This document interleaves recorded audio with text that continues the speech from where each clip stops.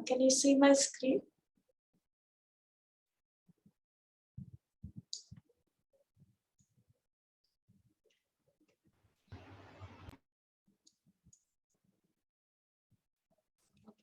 So I'm assuming everyone can see my screen. So yeah. So today I'm going to introduce a concept which is called an overlay. And it's a very interesting concept, and I'm hoping it will help you all tie together what you've learned in the course so far, and also some of your own experience in either compiler design or building virtual machines or even building hardware. Okay. So far, what have we done? We have looked at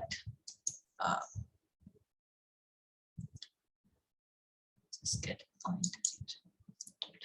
So far, what we have looked at is some of these broader points, right? In this accelerator course, what is an FPGA? What are some of the architectural details? Why and when would we like to accelerate an application? And then when you choose to accelerate, right, what are the kind of memory architectures you should look at? Then how do you do roofline analysis? How do you understand if your application is compute bound or memory bound? And then finally, in great detail over the last few lectures, you've actually looked at all these examples and using Vitis HLS and OpenCL to design and optimize a kernel for acceleration. Right? So that's what we've looked at so far. So let me take a step back here and then ask all of you. So during this process, right, especially for those of you who have done the announcement, what are some of the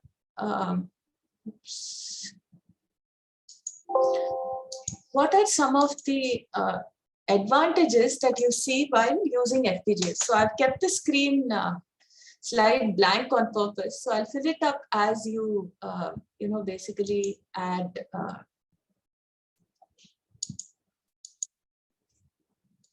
It. Okay.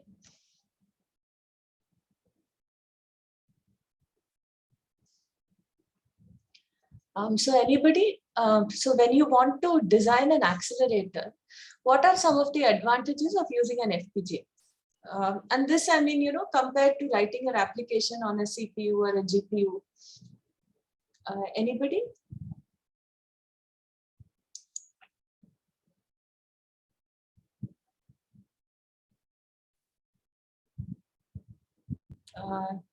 Mayank, I saw that you had unmuted. Do you want to take a try? Flexibility. Okay. So let me ask the basic question, right? So why do you, what is the advantage that an FPGA offers you relative to using a CPU? So why are we accelerating on an FPGA in the first place?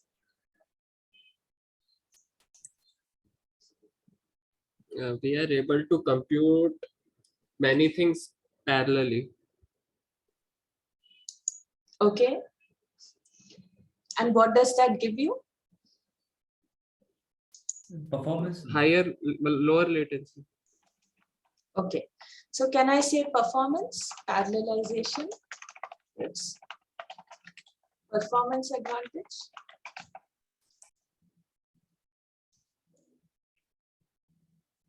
Can I say that? Over CPU or GPU. Right? Any other advantages? Flexibility. Flexibility, right? So flexibility in what way? Can you elaborate a little more on that? Like when CPU and GPU are like for specific tasks, then we can program FPGA for our specific task, like which can be different from both or can be similar also. Like FPGAs can be programmed in such a way. Right. So the advantage here is, so while a CPU or GPU can also, it also gives you flexibility, because it is programmable end of the day. So this is really flexibility compared to an ASIC, right, or a custom chip, right? But you get flexibility with performance compared to a CPU or GPU.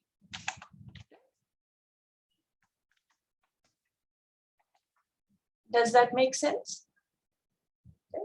So what are, why do you need this flexibility? To easily test initially, like is our design will work or not if we want to make an ASIC. Okay. Anything else?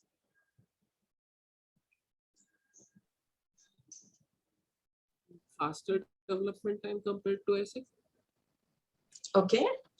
So easy to test, faster development time. Anything else?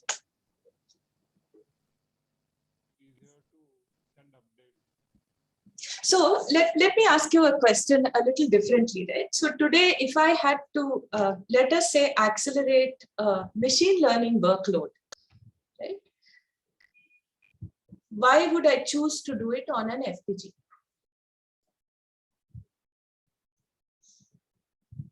If I had to accelerate a machine learning workload today, why would I choose to do it on an FPGA? The Available algorithms are- resources. Okay, but I could do it, I could build a custom chip, right, with fewer resources. The algorithms are updating very fast, so to keep up with the changes, FPGA can easily tackle. Exactly. So that is an excellent point. So when you have, quickly changing algorithms or workloads, right?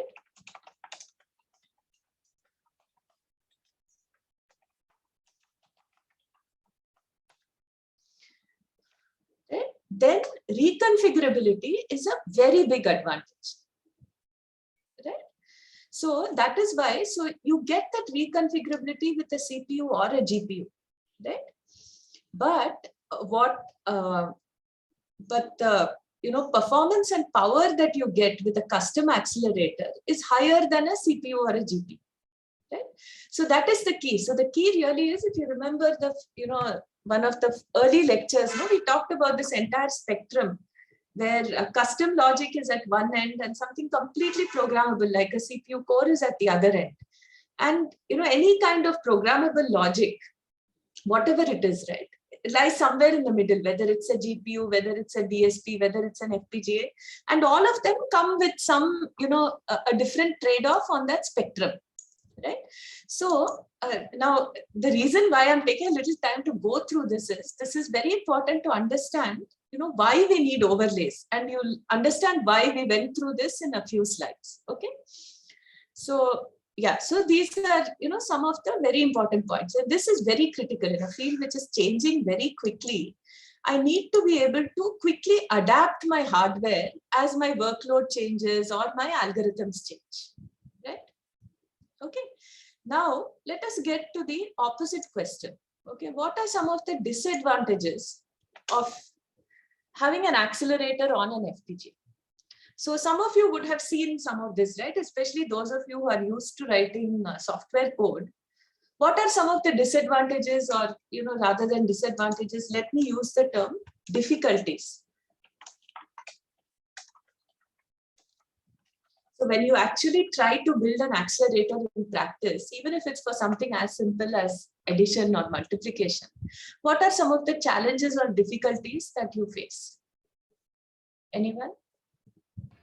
Programming is difficult. Okay, why is programming difficult?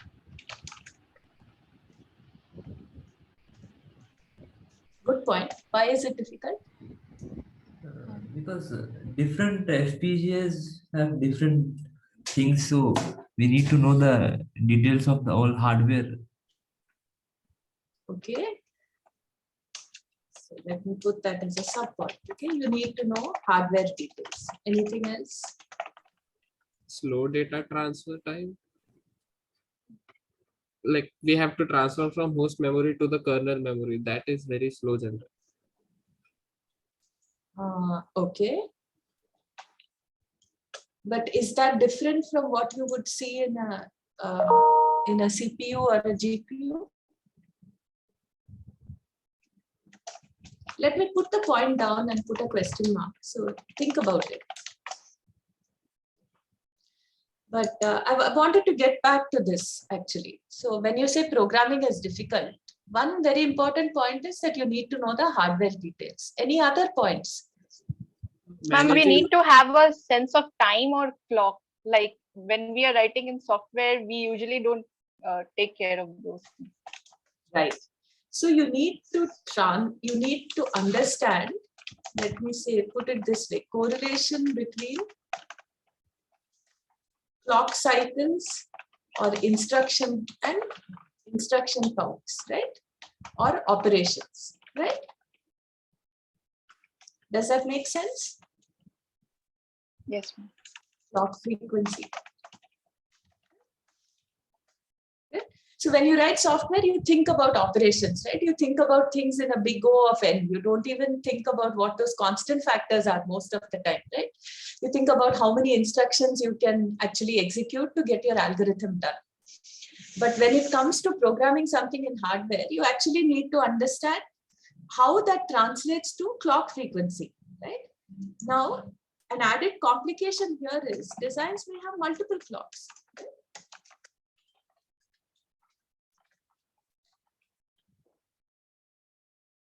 In fact, they usually have multiple clocks. Complex designs usually have multiple clocks. So your, transceivers that bring data in and out may be running at a speed. If you have something doing very fast arithmetic processing, it may be running at a certain speed. Something which is not that performance critical may be running at a different speed. Okay. So anything else? So this, when you design, you actually have to think about it. If you're designing an accelerator on an FPGA, you actually have to think about this when you design to some degree, right? Anything else? Ma'am, in a CPU or a GPU, the instruction sets are hard-coded, but in FPGA, we need to define our own data types, for example, or the operations and the parallelism. Okay. So can I say it like this? In an FPGA, operations or instructions need to be translated into logic operations. Is this correct? Would that express Yes, ma'am. Yeah. what you said? Krishna Kumar, right? Yes, ma'am. Yeah. Yeah. So does that capture what you said? Yes, ma'am. Yeah. Right. Okay. So anything else that makes programming difficult?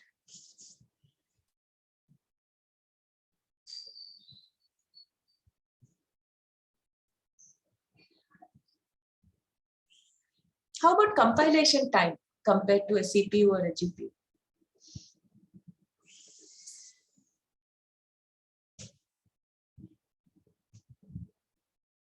Anybody? I'm sure you've all done some kind of programming, right? At least with a GCC or a G++ compiler. And you must have got somewhere with assignment. Right? So what is your take or what is your experience with the compilation time?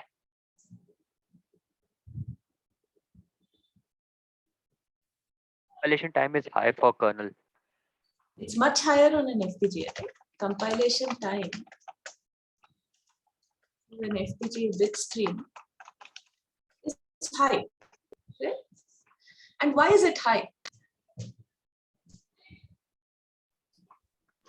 I mean, we need to do place and route, logic cell optimization, etc. Exactly, right? So you need to optimize logic.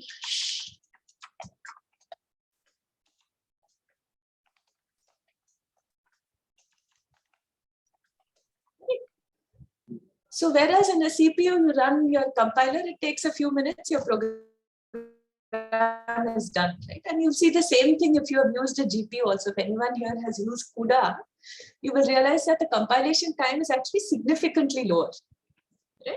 So these are some of the challenges, right? Now, why do we go through all these challenges? Because of some of the advantages we talked about before. Right? Another very big advantage that we didn't mention here is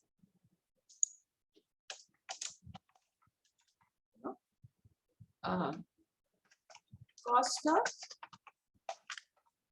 manufacturing compared to an ASIC, right? You remember the discussion about NRE cost and that crossover point?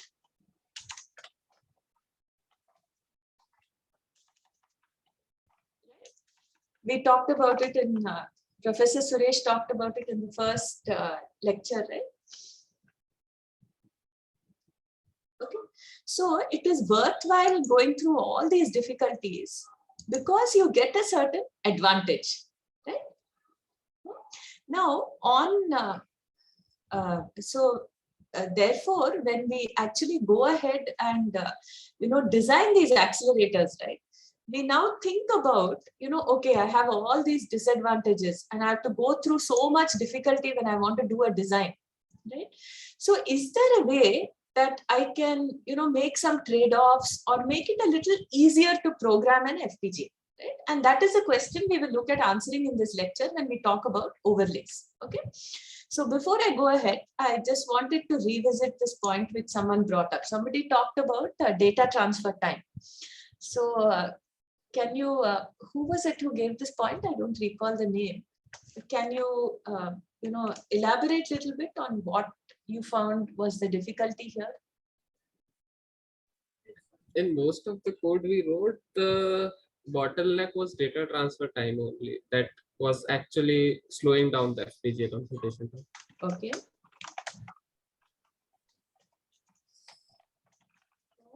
Many applications, right?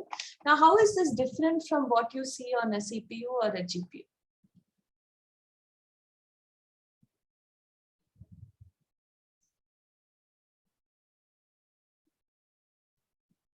Would you see the same thing if you had to write, if you just had code running on a CPU for your application? Would you still see this bottleneck or would you see a different bottleneck? Ma'am, for I think small data sets, the CPU, because of its huge clock frequency, can process it very easily. But as data scales up by a large factor, then the standard data transfer time for FPGA to CPU to FPGA doesn't matter because CPU time is like pretty huge compared to the transfer time, and then again outputs are coming back to the CPU host. This effect I think is more visible for me, at least in while the array sizes are like small, then CPU can do that in a very small time. Whereas this FPGA I need to transfer data from CPU to FPGA and again get back data from FPGA to CPU, which takes a standard amount of time, which I cannot, the optimization is not so visible, I feel. Okay, so that's a good point, right? So you can amortize your data transfer time when you're dealing with large amounts of data, right? And it's, really when you do that you can apply some of the tricks that Professor Suresh talked about in the earlier lectures, right? What are some of the tricks that you can apply there? Break it into chunks. Break it into chunks. Anything else? Double data buffer. Double data buffering. Right? Anything else?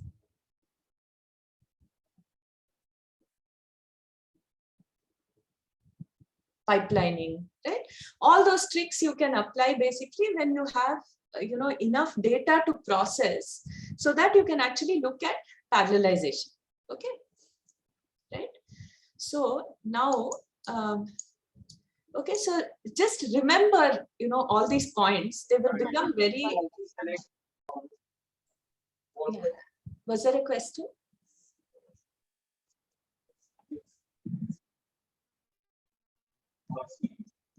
I'm sorry, I can't hear you. Was there a question or is somebody not muted?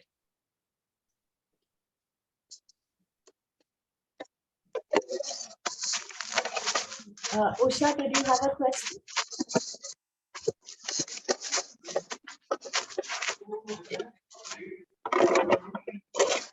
Now, if you don't have a question, please mute, because I think there is a lot of background noise if you are not muted. Thank you. Okay, so before, right, so, bear these points in mind because they're very critical to the whole reason of why we need to build overlays. Okay, so now let us go to the next point. So, can you can still see my screen, right? Okay, so I have taken this picture from a survey. It's a very nice paper which talks about FPGA virtualization, and it refers a lot of these seminal and very early papers which have talked about how you build accelerate applications on an FPGA. Okay, so and this is a concept that you will use in AWS as well. So I don't know how many of you have actually realized that when you use AWS, right, your application is, let me get my pointer here. So your application actually is running on a part of the FPGA. Okay. Excuse me, ma'am. Yes, is there a question? Yeah, miss, you have full screen on this. I'm not in my end it's freezed. Oh, it's not, it's frozen. No, it's not frozen. It's the screen. If you can make it full, I think this picture is not visible. Oh, I see. If you just. I had actually made it full screen. Oh, Let is me try again. Oh, is I think that's because I have two displays running. Just give me a second. Sure. I'll just stop the share. Just give me a second.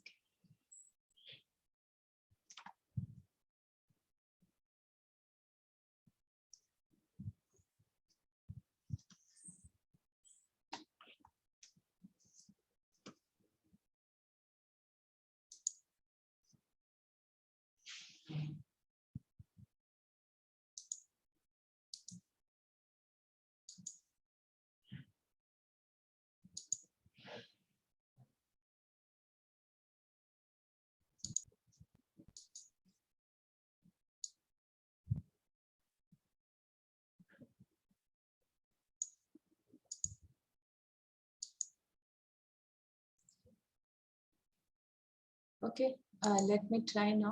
Tell me if this is better.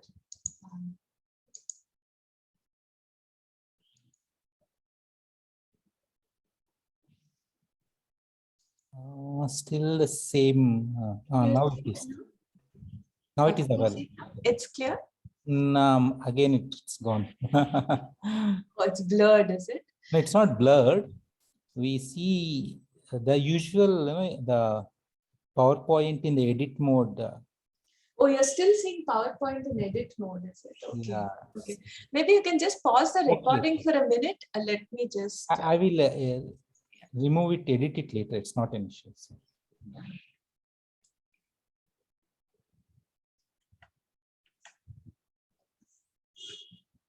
Okay, let me just stop sharing for a second.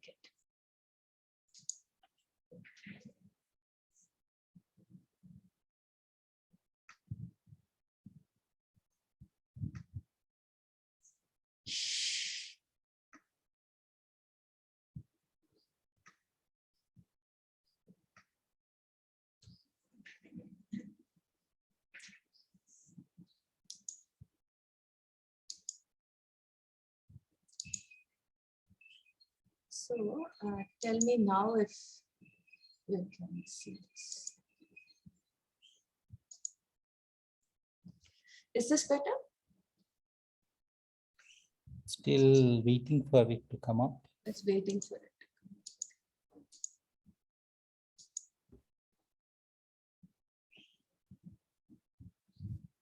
Well, unfortunately, Yeah, just a second. I'll get into slideshow and then. yeah. Yeah, is this Yeah, better? now it is good. Perfect. Okay, you're able to read the text and all, right? Yeah, it's Somewhat. Yeah, somewhat. Yeah, it's good only. Yeah. No, I've given, that's why I've given the reference to the paper also. You can, I've taken this figure from there because it was very comprehensive. Okay. So Yeah, can I carry on now? Everyone can Yeah, see? sure, you can go ahead and see. So basically, I don't know how many of you realize when you have used AWS that, you actually, your application runs really on a part of the FPGA, right? And there is a part of the FPGA which is used for communicating with the host. Okay, the reason I wanted to emphasize this is in many of the conversations that I had with some of you on projects, right? I realized that this may not have been that obvious. So when you run on AWS, right, it is not that the entire host is actually the entire FPGA is used for your application. Okay, so every FPGA actually has what is called a shell. Okay, and this shell is, it is a part of the FPGA which is reserved for communicating with the host. Okay, and so here, right, what basically happens is that, when AWS gives you your application, right, the shell part is fixed. And AWS has its own shell. So, the examples shown here are from various research papers. AWS has its own shell, which includes a DRAM controller, it includes a PCIe to communicate with the host, and it includes some DMA engine. Okay. Now, what actually happens when you program through Vitis, right, is that this, this portion of the shell remains static through the process. And when you actually, program that XCL bin on the FPGA, it really just programs this application part of the chip. And that is where your kernel runs. Okay. And AWS in the background, let's say, one person, let's say Tanmay is running an application. Okay. And after Tanmay has finished, Usha comes along and says, okay, I want to run a different application. And AWS, takes the FPGA that Tanmay was doing and now, gives it to Usha to use, right? Through their scheduling and, their software running in the background. Right? So what actually happens is, the kernel that Usha has written will be reconfigured in this application part of the FPGA at runtime. So their FPGAs are up and running, the communication with the host has already been set up and everything, right?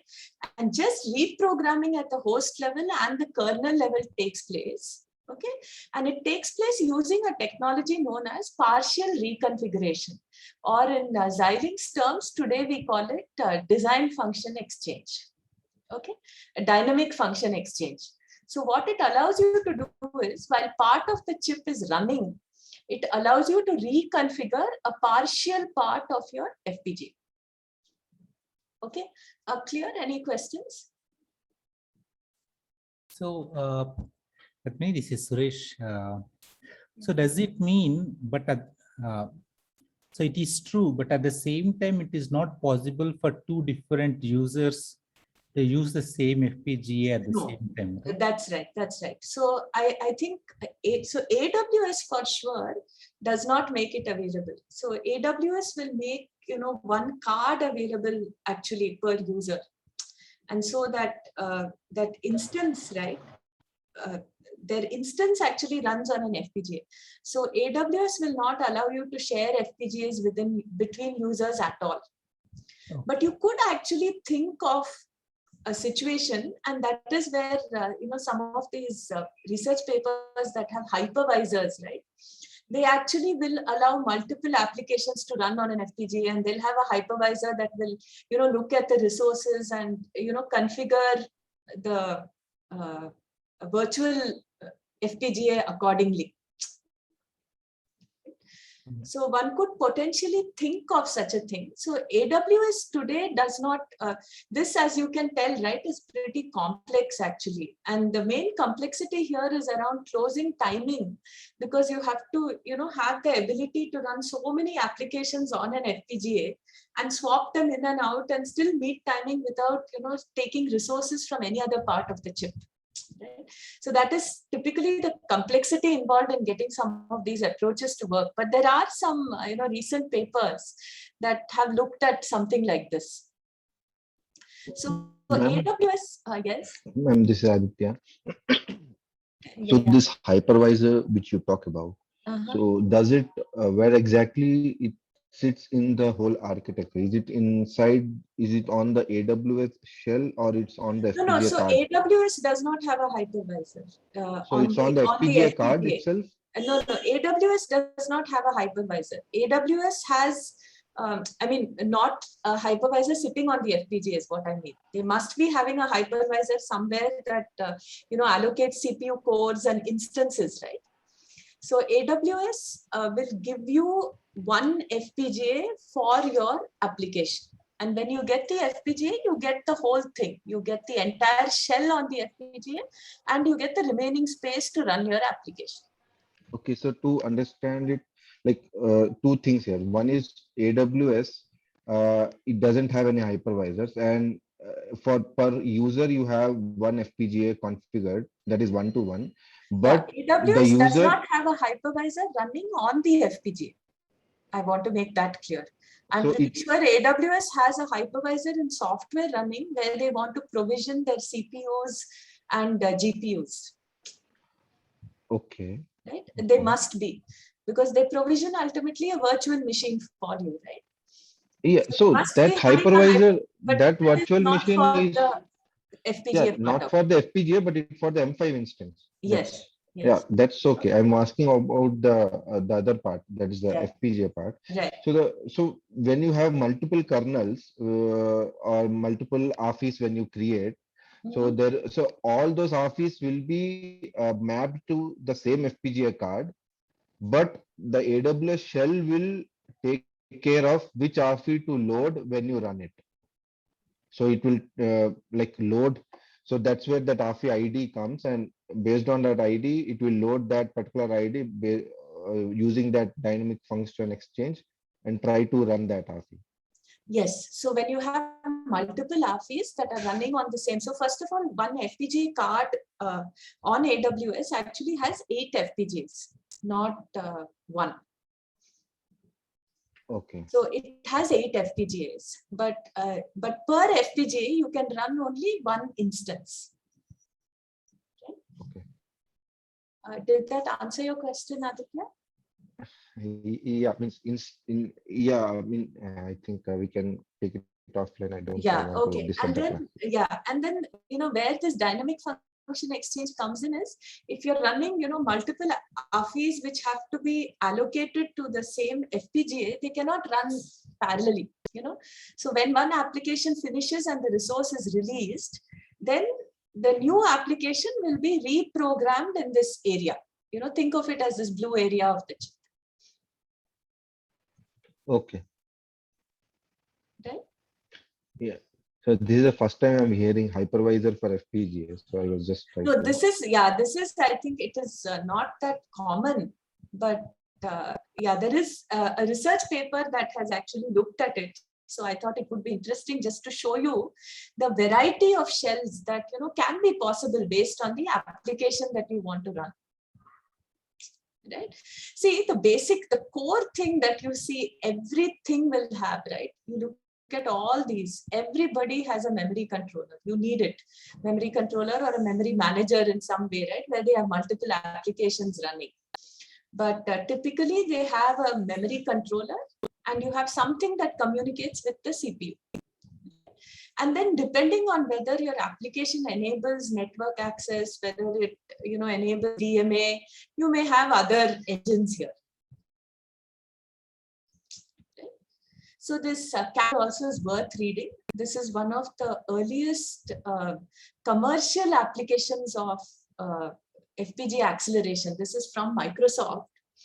And, I would strongly recommend that all of you read this Catapult paper. You'll find the reference in this paper when you look at it.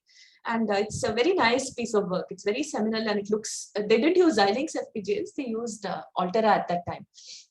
Altera FPGAs, but it's a very nice piece of work. And so they have this, and later on they have, extended it to what is called Project Brainwave, which has, builds a stack on top of this. So there's a very interesting paper if you're looking at some commercial applications of acceleration. Right. These are, some of the others are more, research type of work. Some of it comes from research labs like this IBM paper and so on. So yeah, I would urge you, if you're interested, right, you can take a look and, you'll see. So if you can see, right, in this, you can see different types of reconfiguration and virtualization. Right? One is where you have a single application running. Then the lower set has multiple applications running, right? And, as you have more running, you see that, you need things like a job scheduler or a runtime system, or in this case, right, some kind of hypervisor to take care of the management, right? So as you need to run more and more on the FPGA, this, what is in the shell becomes more and more complicated. And so there are interesting trade-offs that, a designer of this kind of platform will have to take into account. So you will have to decide, first of all, how many resources you can afford to allocate for your shell. Because remember, you don't know upfront what kind of applications people will want to run. And so you have to leave enough space on your FPGA for people to run that application, right? And if you have to run multiple applications, you need to leave more space. Right? And your entire shell has to be configured and placed and routed in such a way that it can efficiently communicate with the host. And also you can close timing when you implement the application on the FPGA. Is that making sense? Ma'am, just one question. Yeah. Like when you, so all these blocks, there are around 8 blocks, right? So like what exactly is the shell part? It's the column other than the blue application one? Yes, yes. Okay. And the application one is the FPGA? No. This entire block is the FPGA. So this big box is the FPGA. Okay. This big black square, right? In each of these, this big black square is the FPGA. So a part of FPGA part is a of shell? it is reserved for the shell, and part of it is reserved for the application. Okay. And that shell has implementations based on whatever that FAMI or Phoenix or Chun or that IBM or model, whichever Whatever. They want to decide, like on the shell, what functionality they want to give, they give it on that particular. Yes. And this shell is basically pre-implemented typically. Okay. On your FPGA, and it is pre-implemented in AWS also. So when you do the acceleration on AWS, AWS has a shell. They have their own shell, which figures out how to communicate with both the memory on the card, DRAM memory on the card, and the CPUs in their servers. Okay. One doubt. Why do you need the network communication? Won't the host deal with all the network communication for the FPGA? So it depends, right? So it depends. So for example, in something like this, right? This one which I'm pointing to here, yes, the host is taking care of all the network communication, right? Now, what happens if I'm in a data center, okay, and I actually have, some network interface cards, like, here it shows a NIC card, right? And I want my application to directly communicate with the NIC rather than go through the CPU and then communicate. Right? I could then set that up. And why I want to do that? I would want to do that because it is much faster. Okay. Right? Remember, in a data center, these are physical racks. Those cards are placed somewhere. The latency depends on where you access, what point you're able to access, right? Where are your servers physically located? All those things play a role. Right? Okay, got it. Right? And a very big thing in acceleration now actually is to accelerate both network and storage. So basically you use accelerators to bring compute closer to the network and closer to your storage. So if you wanted to do things like encryption or decryption, you can do it close to the source. so that you don't need to use up your host resources there. Or you may choose to do some computation close to the host, compress everything, send it over the network for faster transmission, right? And then do some decompression close to your accelerator card. A lot of things are possible, based on what application you want to accelerate. So is this clear? So you should actually, when, as you do your projects, right, make sure that you have this picture in your mind that, this is where there is a shell that takes care of communication with the memory and the PCI communication with the host. And that takes up part of the FPGA and it is pre-configured. And there is a part of the FPGA which is available for you to accelerate your kernel, right? And that is what you are using when you actually program this through Vitis. When you use that board through Vitis, right? Vitis basically understands which shell is available, which shell is used, how many resources are available on the FPGA. So a lot of work has gone in to create this entire framework to make it easy for a user to accelerate, right? Now, even with that, you see all the problems that you are facing, right? There's so many problems you outlined, right? So even with this, it is still not easy to program on an FPGA. Make sense? Yeah, I'm spending some time here because this is an important concept to understand. Okay. Ma'am, does the AWS also provide us with these NIC cards so that we can simulate like any network-based application? As far as I know, the AWS card doesn't allow you to access the NIC. I don't think the ones on AWS Educate, definitely, I don't think they do. So you can think that the AWS card really will give you access to a memory controller and PCI communication to the host. Okay, ma'am. Yeah, if you want to, look at what they are doing actually with network access, read this paper. It's a very interesting paper, Catapult. Okay. Maybe, we can actually propose it as a reading group topic a little bit later in the course. I'll come up with a list of papers, and this could be one of the interesting papers that we actually look at. Okay, now, so I'm going to switch gears a little bit. And again, I will make the slide interactive.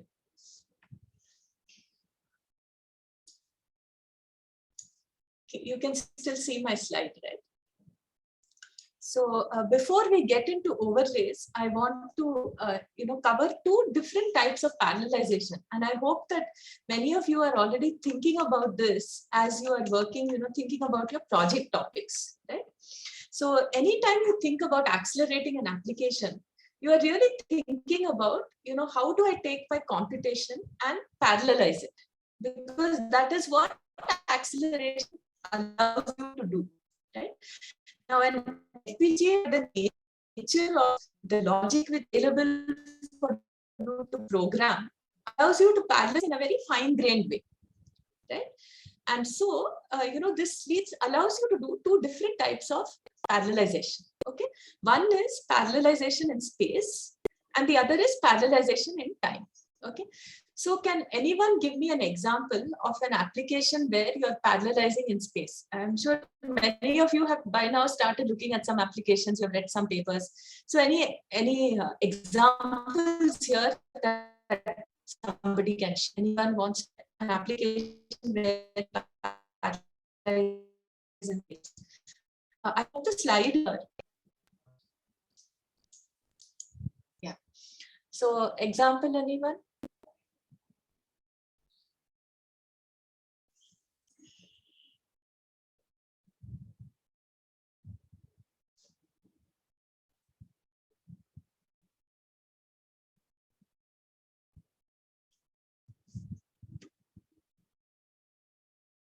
Anybody looking at any image processing or vision application for a project?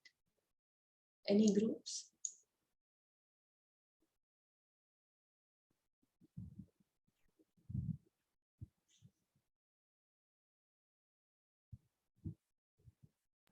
Ma'am, I think convolution maybe we can parallelize in space as we can convolve different areas of images using the filter. I'm not sure if this is correct, but I feel. Okay, so that's one application. Convolution is one application where you could parallelize in space. And how do you parallelize in space? Sampath, you want to elaborate?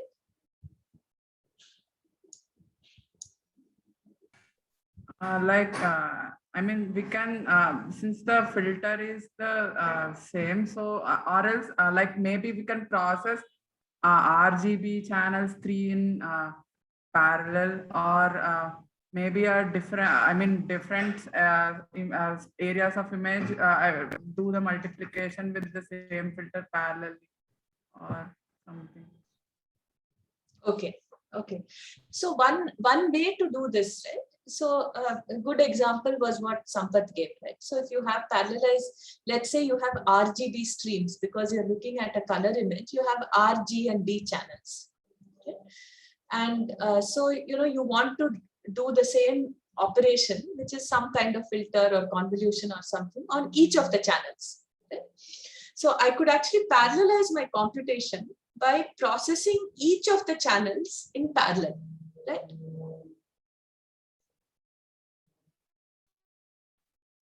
Correct.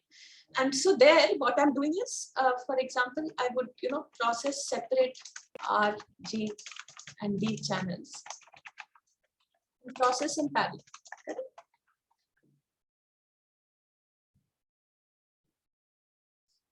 Right. So this is one example of parallelization. This is at a very coarse level, right? So I'm taking my R, G, and B channels and I'm processing it. Now, at an image level, can anyone, think of a more fine-grained parallelism, maybe at the pixel level? Think about what you saw in the last lecture.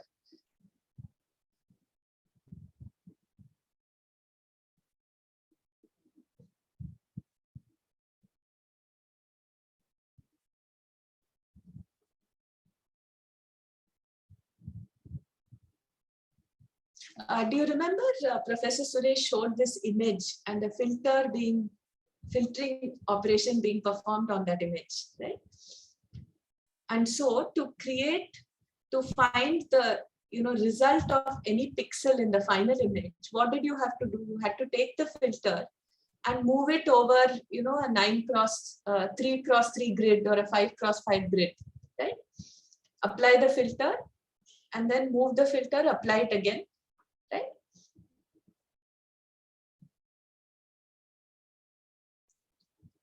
Right.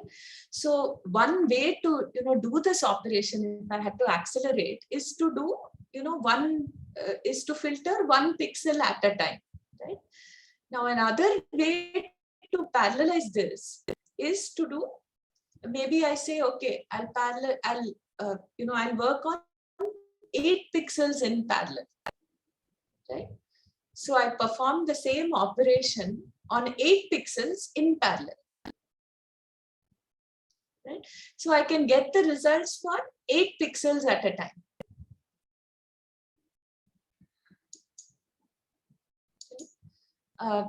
Did that make sense?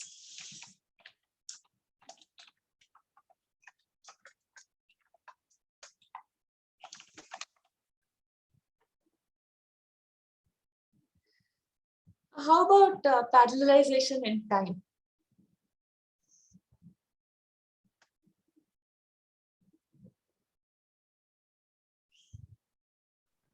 Isn't it same as pipelining? Yes.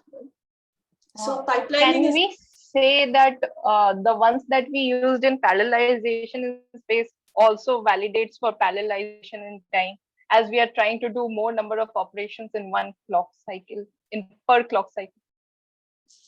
Yeah, so when we talk about parallelization in time, it is typically using the same, so the same examples work, but you have to understand that what you're processing in parallel in time is different from what you're processing in parallel in space, right? So, when you're processing, so for example, I'm processing 8, let's say I'm processing, RGB channels separately, right? So there I'm actually separating them out in space by having separate resources to do each channel, right? But if my pipeline does not change, I am performing the same computation by, dividing my image into chunks and saying, okay, I will, process this chunk in this amount of time, and then the next chunk in that amount of time, right? Makes sense? Okay. Another, case where you look at basically, parallelizing your operations by scheduling them, right, is when you do pipelining, actually. Right? So you're scheduling your operations so that you can, run them in parallel to each other. Okay. So let us now get to the concept of an overlay. So if you remember, we talked. This is Suresh. Yeah, hi Suresh. Yeah. This parallelization in time, that's can you explain one more time, like the perspective on it? Like, because I thought when we use space to exploit time, that's to operate on time. Yeah. So that's the view I have. Yes. The example that you gave, can you explain one more time, just to? So when you look at this example where you look at, let's say, R, G, and B channels in parallel. Yeah. Right. So there you're basically separating out your hardware by so when I think of parallelization in space, I think of actually replicating resources. Maybe I'm using the terminology a little loosely here. So when I think about parallelization in space, I'm thinking about replicating resources. Okay, I see. Right? I understand. Data parallelism. Yeah. Okay. And and when you think about doing it in time, you're actually parallelizing the computation. Yes. Okay, got it. Did you want to maybe explain it a little differently? No, it's sometimes okay. Yeah, because sometimes at work we use some of this terminology a little loosely in the same zone. Yeah. So yeah, if it is a little different from the terminology that students are used to, it is. I think it's all right. Yeah, it's good. We can go. Yeah. Any questions here? Ma'am, just to clarify, so when you're referring to parallelization in time, you mentioned pipelining, right? So does it mean that when I'm talking about parallelization in time, it means I'm doing different operations in parallel, but when I'm talking about in space, I'm doing the same operation, but like on different data sets? On multiple resources. Yeah. Okay, so in time is basically like performing it on the same data, but performing like different operations on that same data in like a single clock cycle, something like that. Yes. Okay.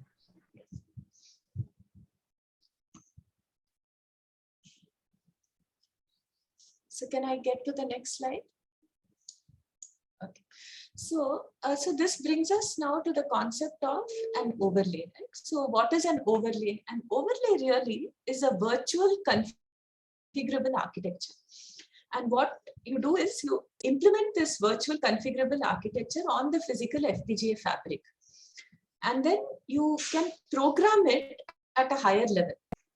So basically the idea is that, if you wanted to do, let us say, image processing, okay, and I was able to, build a little image processor for you, which, has all the basic functions that you would use for image processing: resize, blur, region of interest, right? And I have, small kernels to do each of these, and I stitch them together with an architecture. Right, have some connectivity between them, and I actually implement it on the FPGA. And then I give you a set of instructions, right? And say, okay, now if you want to process an image, basically, you stitch together this set of instructions and tell me how you want to process the image. I will provide you with a compiler which will, take your set of instructions and then translate it into, a bit stream or, writing to registers or something on this overlay, which will get your job done. Okay. So the idea here is that you get to, you get some of these advantages of using an FPGA, which is the parallelization and the flexibility and, ability to cope with quickly changing algorithms or workloads, while, pre-solving some of the problems that users face. So, by pre-configuring a virtual architecture, you're telling users that you don't need to understand all the hardware details. Don't worry about how instruction count correlates with clock. I've taken care of it when I defined my architecture. I'll give you a predefined ISA. Right now, when you compile, you don't have to bother to compile. When you compile, you don't have to bother to place and route and optimize logic, because I've already done it when I'm building that overlay for you. Right. So that is the idea behind an overlay. Okay. So it is a virtual configurable architecture which is physically implemented on an FPGA, but it allows you to program at a very different level. And typically an overlay would consist of a group of homogeneous or heterogeneous functional units. Okay. And yeah, here again, there is this very nice 2-day paper from 2 years ago, transaction on automated electron design automation for electronics. So this is a fairly comprehensive paper of some of the more modern overlay architectures, which tend to be time multiplex. So we'll go into more of those details. Right? So if you now look at, get back to screen sharing. So if you look at these, right? So the overlay is basically, it's some logic and some architecture that you have implemented on the FPGA. And this can be configured in some way. So what happens? So the person who designs the overlay basically comes up with an overlay architecture specification, right? It generates RTL either through high-level synthesis or by writing RTL. Right? They generate RTL. Then they go through the process of verifying this, implementing it, generating a bit stream, and then programming it on the FPGA. Right? So this happens before the user knows anything about it. So what is given to the user is really this overlay on the FPGA. So it is a bit stream which is already made available to the user. Right? And then the user would take their application and write it in a high-level language. Right? And that language may end up being a domain-specific language also. So there are many domain-specific languages like this for computer vision, for example. That's a very hot area. Right? Similarly, there are domain-specific languages for machine learning or for deep learning. Right? So you may actually specify this in a higher level language and then generate the control data flow graph. Right? And then, based on a compiler which understands the overlay architecture, right? It will synthesize this into instructions. And then, you have some runtime in the background which generates the configuration and actually configures your overlay to do what you want it to do. Right? So this, in some ways, now you could think about it. If you replace this overlay with a CPU, let's say, right?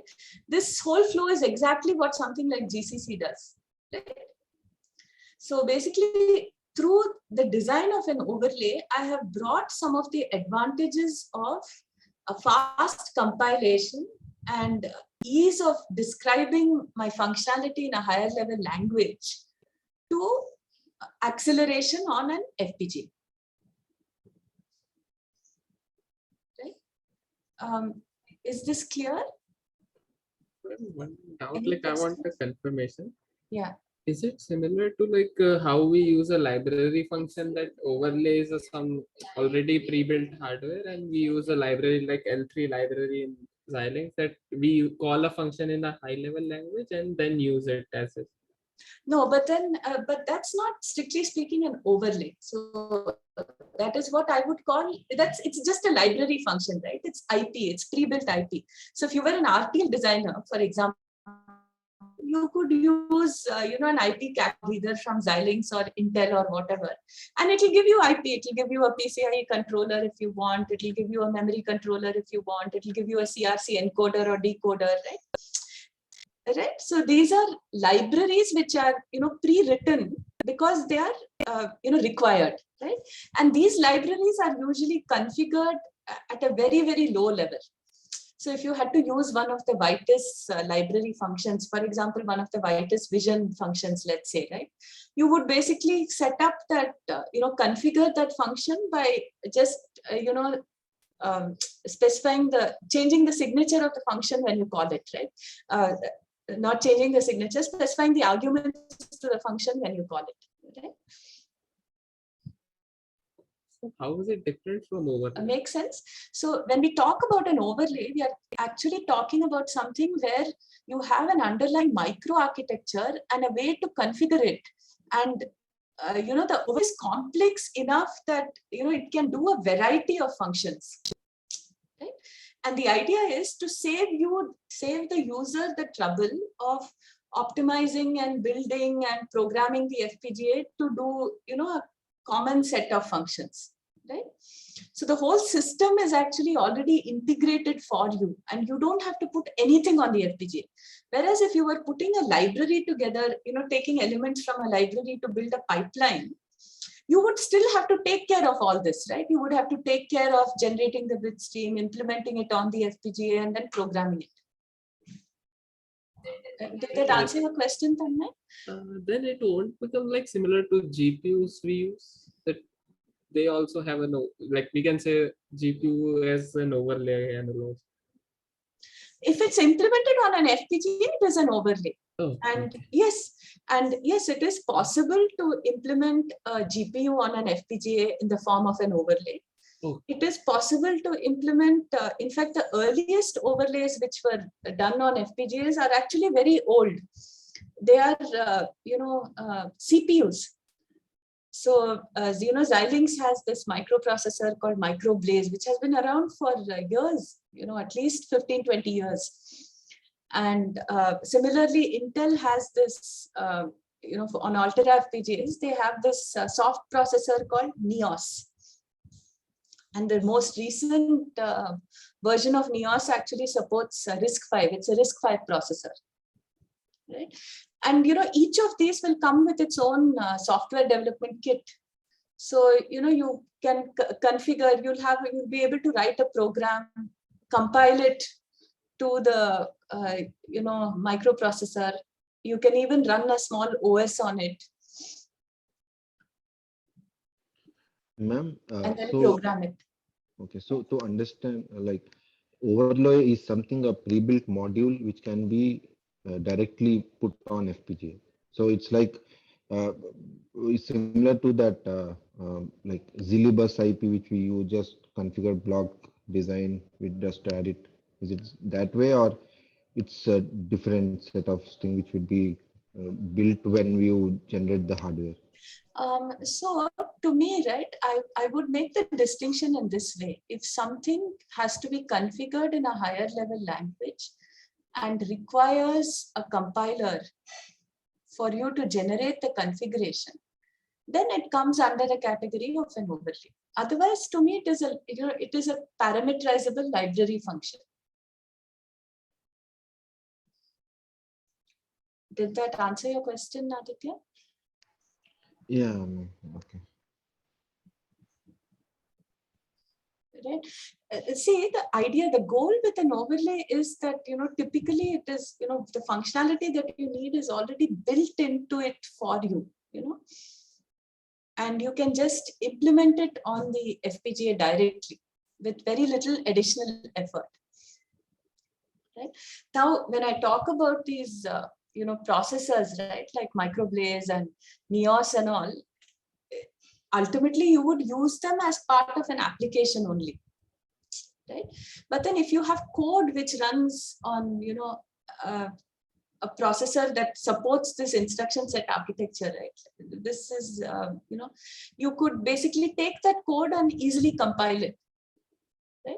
So you don't have to necessarily rewrite your code to run on a microblaze. You can just recompile it and it works, right? So same way today now, why is this concept of an overlay becoming very important? It's becoming important because of deep learning. So we have so many of these deep learning training and inference frameworks which already run, right? They run today on CPUs and GPUs. And so if somebody wants to write an accelerator, they want to be able to easily take code that runs on a CPU or a GPU framework and just use that same code and just recompile. So it runs on an FPGA. And that is where that concept of an overlay is, becoming important. Make sense? Did I answer your question?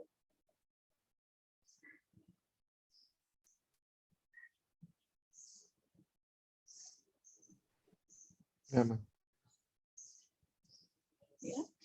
And an overlay would often be part of a larger system. For example, if you have, you build an overlay to do deep learning, and let's say you want that overlay to do some image classification for you, right? Then, you may want to add functions that process the image. You would may add something to do color conversion. You may add a pyramid resize, right? You may do some NMS, suppression at the end, right? Or, you may do some inference and run optical flow to do some tracking. So, you still have to implement your whole system, but a lot of the complexity of, programming a task that, already works on a software framework is made easy for the user when you are able to build an overlay.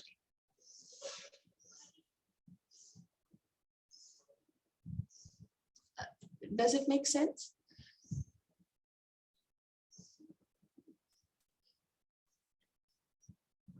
Okay. So, so we talked about, overlays consisting of functional units, right? And, this is a very typical kind of overlay topology where, you have functional units and you have some way to connect between them. And both the functional units and the interconnections are programmable in some way, right? And so you could have anything, right? You could have this island style type of, functional unit. You could have something which, just communicates with its nearest neighbors. You could have something which, has a NOC and has a more complex connection in the shape of a torus, or you could have something which is just linear, right? So, one layer communicates to the next layer, which communicates to the next layer. This is more common in these deep learning type of overlays. So these are just some examples. Again, I would recommend that if you have time, do read this paper. It's a very interesting paper. And so here are, some things to think about now, right? So what are some of the advantages of using overlays? So anyone?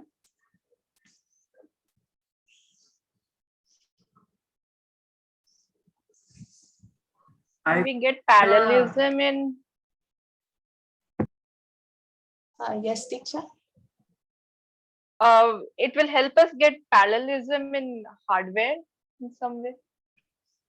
You get that with an accelerator, right? Why would I build an overlay to do it? Ability to use high-level language to code. Yeah. So did someone say easy to program or high-level language? Yeah. Easy to program. Yeah. So easy to program using a higher level language. So that is a very big advantage, right? So it is easy to program. Any other advantages? Ma'am, in one of the previous slides, like we said, IPA, some standard IPA we are not providing. So I think this compiler and whatever we write in that high level language, it converts into instructions that could be implemented on overlays. So I think this solves that problem also. It solves with which problem? I missed the first. I first mean, the standard, it doesn't provide any IPA. ISA. Yeah. Yeah, sorry, my bad. ISA, yeah. Yeah, correct. So, you can basically provide users with a standard instruction set architecture, which could be domain specific. It could be some domain specific language. So that's one advantage. Anything else? Again, think compilation time.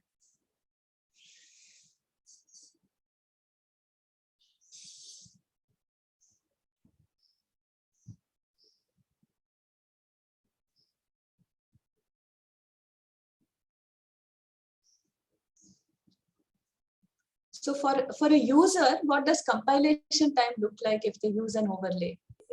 It would be lower than hardware, but actual hardware.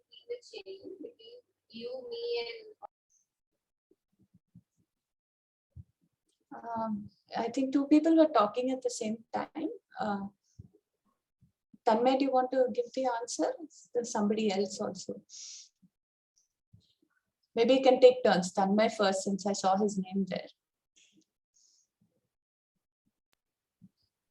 It would be a lower compilation time because we are compiling the high level language, not the Vivado, not the whitelist. Yeah, because you don't have to.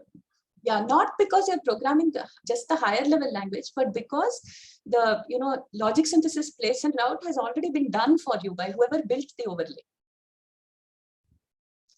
Right? So somebody has done the work for you in advance. So all you have to do is do the high level programming part of it, just a very small part of the configuration. Okay. Right. What are the disadvantages? Ma'am, just one question before that. So this overlay, the output, so the final output of that overlay which we'll be using, is it a bitstream file? It would be a bitstream file, yes. So we will be using that bitstream along with the bitstream that we'll be creating. Yes. Okay. So means when we build our hardware, so that linking part or whenever the hardware building part, it will use that overlay bitstream and it will merge it with our bitstream and create a single bitstream. Yes, typically that is, that's how it depends on. So it depends on the FPGA you're using and it depends on how the software framework is set up. But yes, so merging the two bit streams into one could be one way of doing it. Using this, reconfigurable dynamic function exchange or partial reconfiguration could be another way. Right? It allows you to, reconfigure different regions. Right? So your overlay could be one region which is pre-configured. And so you just load the bit stream for that region. Okay, so means both the bit stream we can load it separately, and the when kernel runs, it will take care of it. It will, yes. I mean, obviously your framework will have to have some way by which you can specify these things, but yes, at a high level, that's what would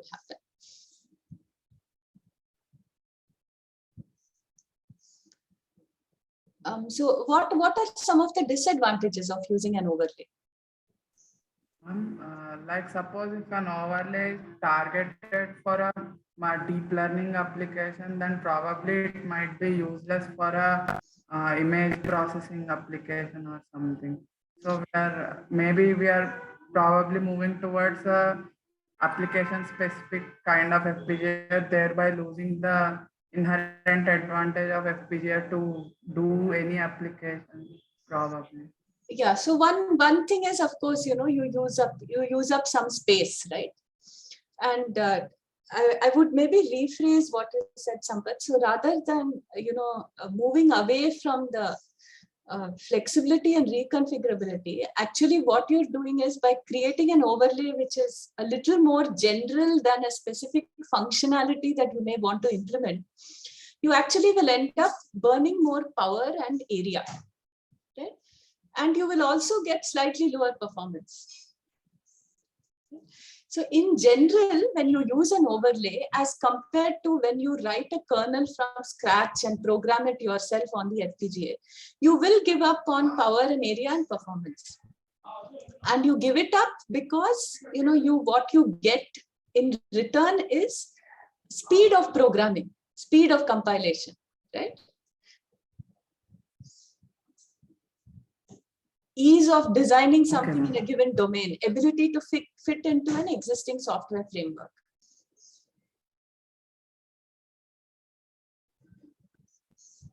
Is that making sense? So all of you in your projects, right, what you're actually doing is you're taking a specific function and then building either a HLS design or an RTL design or an OpenCL design for it, right? So for example, if you are, let's say doing a specific type of convolutional neural network, right, you will basically build hardware that will perform that particular model, right? Take that CNN and optimize it really well, right? Now, instead of that, if I wanted to have an architecture that you would program to do any kind of CNN efficiently, you will have to give up some space and power for that flexibility. Right? So that is a disadvantage of using the overlay. You will trade off, performance and power, but the big advantage that you get is speed of programmability and ease of use. Right? And then there are, two other things that you have to think about. So, though the user does not spend time and energy in building an overlay, somebody has to do it. Right? And so for the person who builds an overlay, if we were to go back to this, so the person who builds the overlay has to go through this design process, right?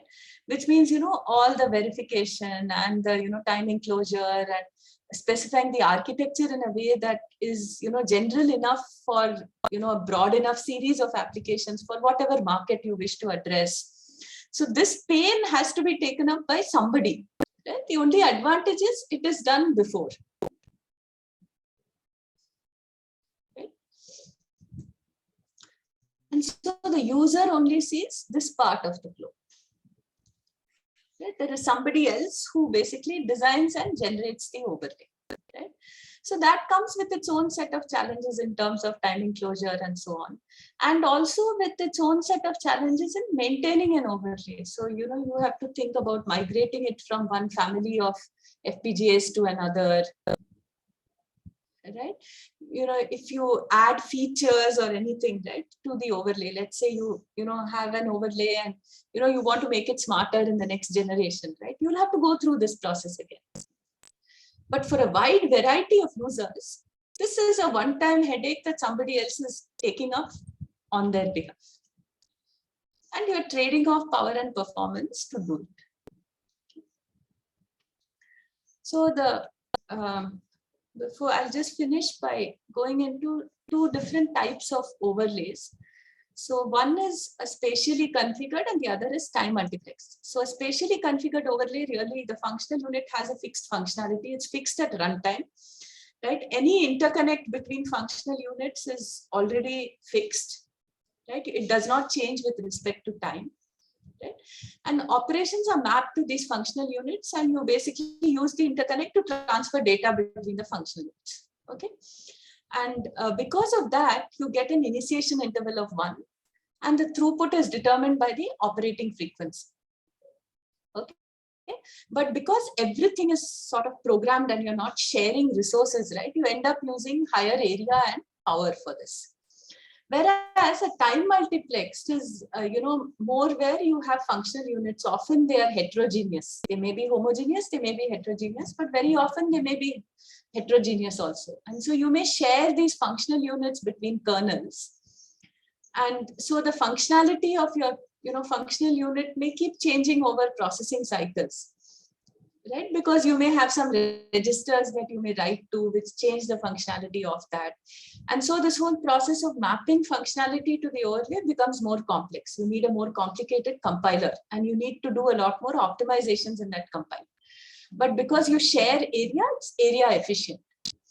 And then you'll have some overhead of switching, of reading a register, changing your functionality. And if you actually use partial reconfiguration to do this, that overhead of switching is even higher. And so you use less area, but at the cost of a higher initiation interval and lower throughput. So, yeah. And so, today, what you see very few overlays that are actually spatially configured because it is very, very area inefficient. And so you'll find that most overlays follow a more time multiplexed type of architecture. And the first kind that comes to mind are these processors, and people who have written overlays to do a GPU on an FPGA. So if you look at this paper again, right, it gives a very nice overview of different types of architectures. It's very easy to read. So I would recommend that if you're interested in understanding a little bit more about this, you can go into this and read some of these. So I'll stop here out of time.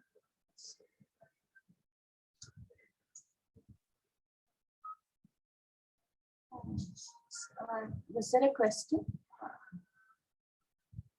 Yes, ma'am. Yeah, please. Ma'am, so we can say that overlay makes heavy machine learning models computations easy because it has already like libraries for it. Yes, not just libraries, the whole the whole infrastructure has been put together for you.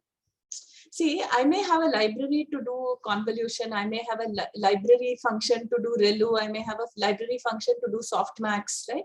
But if as a developer, you have to integrate them all to build your pipeline, that still requires you to do some work in terms of implementation. Okay? The huge advantage of an overlay is that because it is pre-configured, a lot of that implementation, those details are taken care of for you. But then building that framework and the compilers and all becomes hugely complex. Right? That makes sense? Yes, ma'am. Any other question? One clarification. Can we conclude that overlay is basically an ASIC design which was not able to get a high enough user base to cover the cost of it? So we dumped it on an FPGA. Well, yeah, so that brings me to my last slide. So I didn't have time, so when would you build an overlay rather than a custom chip?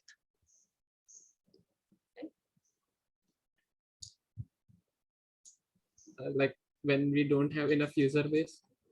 When you don't have enough volume, right? Or when your workload is changing so much that it does not make sense to invest time in building a custom chip. In the 6 months that you take to tape out the chip, your specifications may have changed already. So yeah, a good question.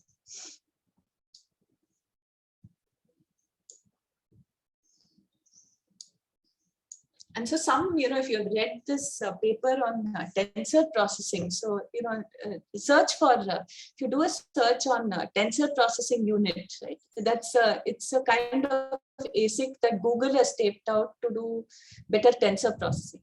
And they have done it because they have figured out that, in their data centers, they have enough volume to support that kind of processor. So they taped out an ASIC to do it. Okay. A good question. Ma'am, I just want to, does Xilinx has defined any overlays for deep learning apps? Yeah, so we actually have an overlay called DPU, Deep Learning Processing Unit. And that is available through a branch of Vitis called Vitis AI.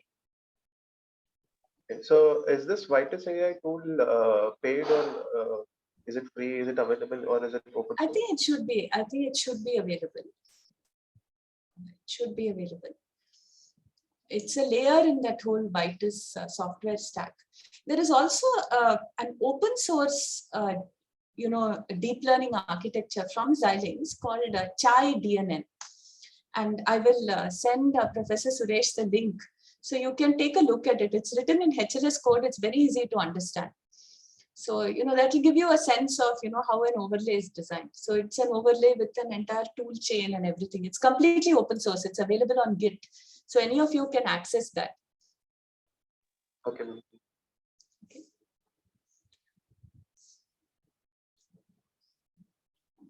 Thank you. Yeah, thank you for your patience. I think we went about 10 minutes over time.